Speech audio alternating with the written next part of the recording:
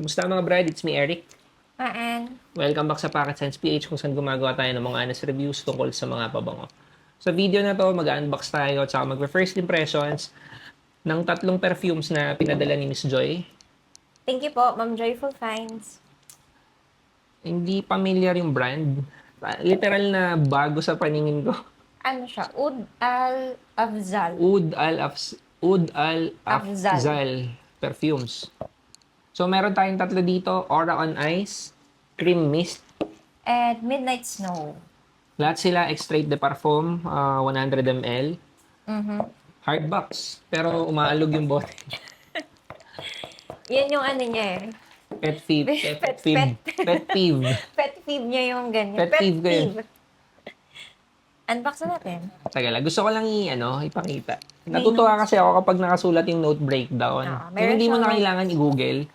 Kasi nakikita mo yung picture nung magiging amoy na ina-expect mo.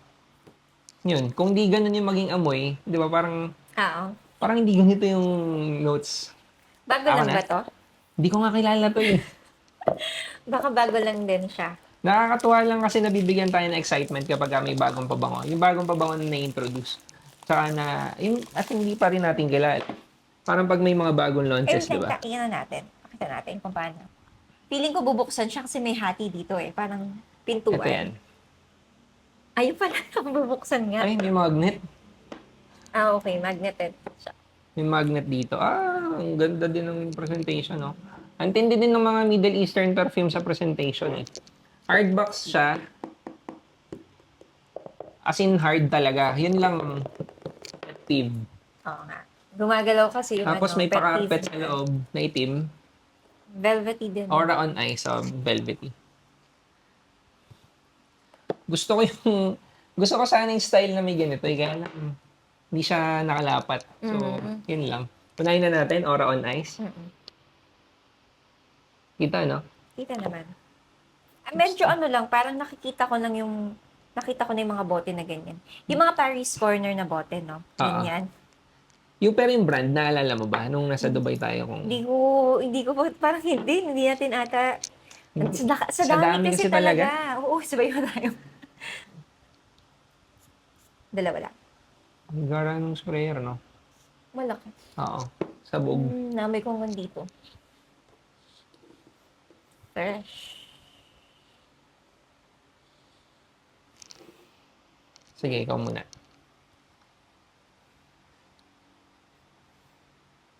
Ang citrus niya, anong ano nito? Lemon nga, may lemon. Kaya citrus siya.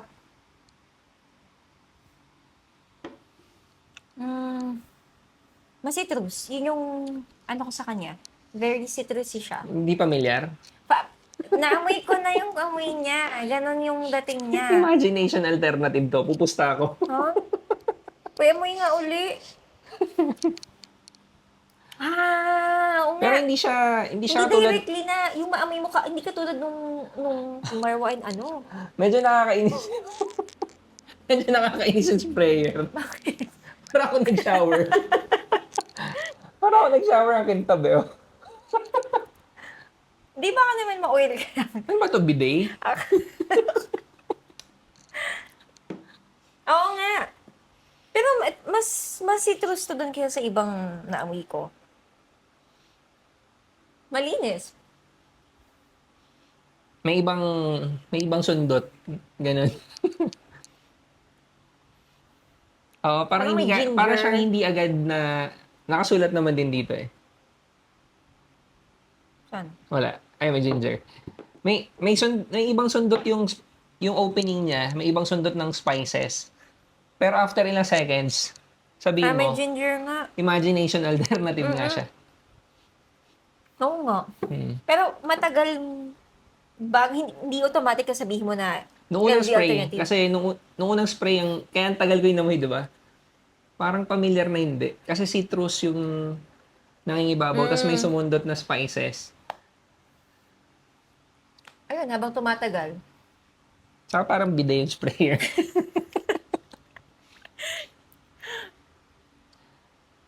Okay. Natuwa ako, dami ng ano eh. Dapat Alternative for pala sa imagination. susunod, puro alternative ng LB, Imagination, no? may mga nagre-request niya. LB Gawa natin ng Imagination. video. Sige, next time. Ikaw na mag-open? Sige, ako mag-unbox ito. Kasi pink siya. Same din siya. 100 ml EDP. And meron sa gilid na notes na. Baba natin. Same din ba? Sige. Pinakita ko na sa'yo kung paano buksan. Buhay pa naman siya. Teka, hindi ko man titignan yung notes sa likodan.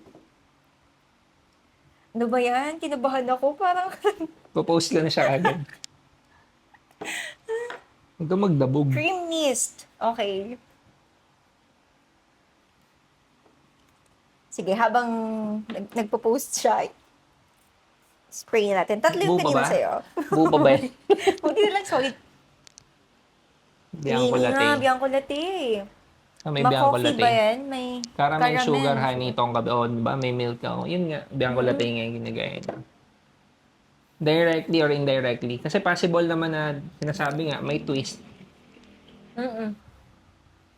Bianco latte. Pero hindi, may naamoy na din kasi ako ng ibang parang alternative ng Bianco latte na malakas yung alcohol, malakas yung ano. Parang ito, Yung caramel Parang cascade, malakas yung pantay-pantay. alcohol. Parang ganun siya. Ganda ng combination niya. In fairness, Ganda ng combination niya. Hindi, walang malakas na alcohol sa simula. Walang yung sobrang caramelly, Pero ganun. hindi ko siya, parang at this point, ganito kaaga, nakukumpara ko kaagad siya sa Eclair. Better for me, Eclair. Dahil mas naamoy mo yung mas malakas, ganun ba? Bukod dun, yung quality ng scent. But eto kasi parang skin scent, ganun siya. Sobrang hina naman. Di ba Naamoy ko hina naman nga from, naamoy ko naman from here, yung ano. Isa pa nga. Ilang Subukan ko beses lang. mo ba yung spray? 2 ata, 3.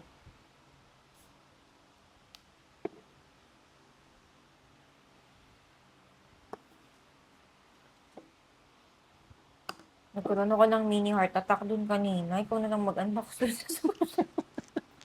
Baka mapagalitan pa ako pagka nabasag ko. Ano pa naman to? Huwag mo na itayo. Yan, okay na yan.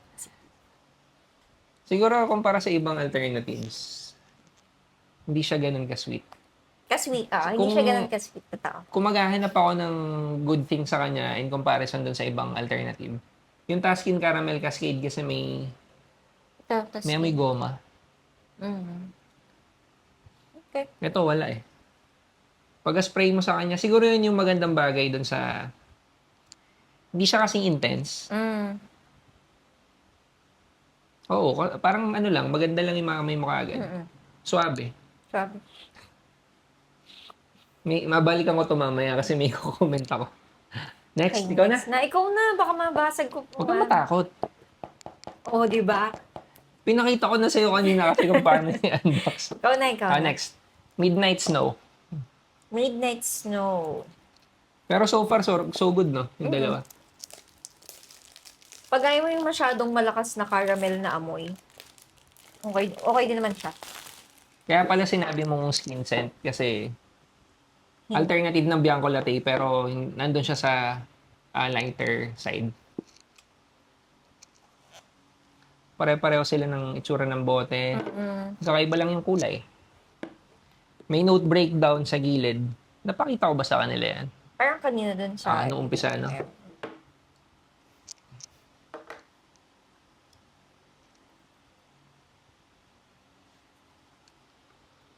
Dagdagan na natin. Tatloyin mo na. Yan. Parang Ang biday ganda, talaga na ano eh. ang lakas ng sprayer Parang biday niya. pero biday pero kalat. Diba? Nakikita na yun siguro, no? Alam mo, familiar yung amoy na ito. Amoy nga. Familiar. Sobrang Orange ba to? Parang Rehan or Pacific Sa Aura. LDO. Tama ba ako? Galing. Parang Pacific Aura. Pacific Aura, ganun. Kasi ako gusto ko yung Pacific Aura na amoy. Minsan, kinuwento ko na to sa kanya. Minsan nalilito ako sa Island Dreams Dreams. sa Pacific Aura. Mm. Kasi para sa akin, ang asim nilang dalawa.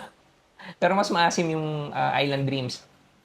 Mas type ko ngayon Pacific Aura. Ako Anyway, din, mas type ko. Pero ito, ano din ha, lumalaban yung amoy.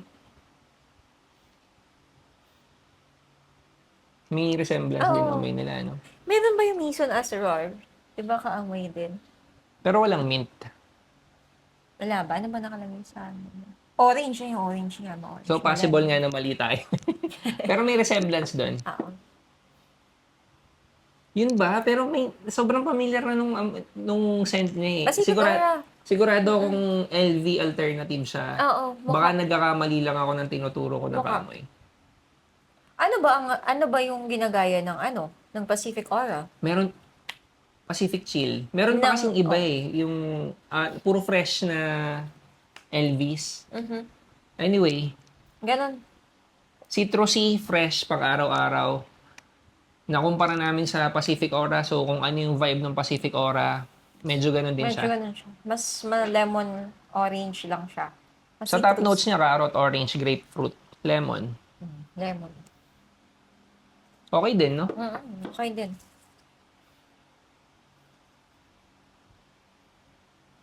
Hindi ako sure kung ano. Biglang ngayon hindi na ako sure kung Pacific Aura. Nagbago? Pero tingin ko ang ginagaya talaga nito is an LV. L. Mm. Hindi ko ma-pinpoint lang kung ano. Hindi ko naman kabisado yung mga LV. Anyway, nagustuhan mo? Oo. Oo. Nagustuhan ko sila. Nagustuhan ko sila lahat actually. Ito pinaka nagustuhan ko kasi Siguro kung bakit nagustuhan ko, wala akong naamoy na alcohol sa simula. okay, good thing. Mm-mm. In fairness dito kasi nga may mga alternative ang Bianco Latte na Inom lang ako. pwede mo sabihing amoy goma. May ganun akong experience sa caramel cascade. Eclair na yung pinaka-okay para sa akin. Mm. For me, better pa rin yung eclair kaysa dito. Pero, okay din to. Depende naman sa kung ano yung preferences mo. Sa akin, hindi natin alam yung presyo. Pala, hindi ko alam yung Hindi ko price. alam yung presyo. Ngayon ko lang nakita yung brand na to. Ang nakalagay dito sa mga boxes nila, Extrait de Parfum. Pero wala kaming idea sa performance kasi kaka-unbox lang namin. Kaka-test lang namin ngayon. Mm-mm. Yun. Nakita nyo na yung sprayer. Siguro, for some, magugustuhan yon. Parang bidet na ganun sa akin. Na malakas. Pero malakas yung sprayer niya. Eto, amayin mo na ulit. Sabi mo, babalik Okay siya. Hindi. Gusto ko lang i-comment, gusto ko siya ikumpara dun sa Full House. Game of Spades. Alternative yun sa Imagination. Ay, wait lang. Ano na ata natin yun? Kasama yun dun Si, sa... ano? Si Heart? May Oo. puso? Oo. Lalo ka na. Si Circle. Sige. Sinulat mong Circle. May kumakatok na lang. Yun lang, may dadagdag ka pa. Natuwa ko. In fairness, oo. In fairness naman. Maganda yung bote. Walang alcohol blast sa simula. Okay. Okay naman. Yun lang, di na namin papahabaan. Mahaba na yung video. Maraming salamat.